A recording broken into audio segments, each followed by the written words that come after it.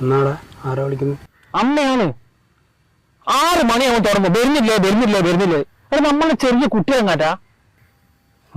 അയ്യേ എടാ, ഈ അമ്മമാരുള്ള നമ്മളോടുള്ള ഇഷ്ടം കൊണ്ടല്ലടാ വിളിക്കുന്നത്.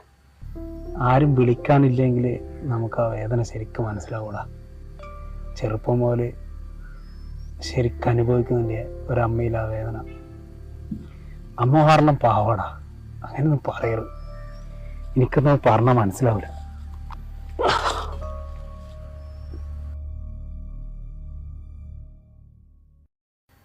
ഹലോ അമ്മേ.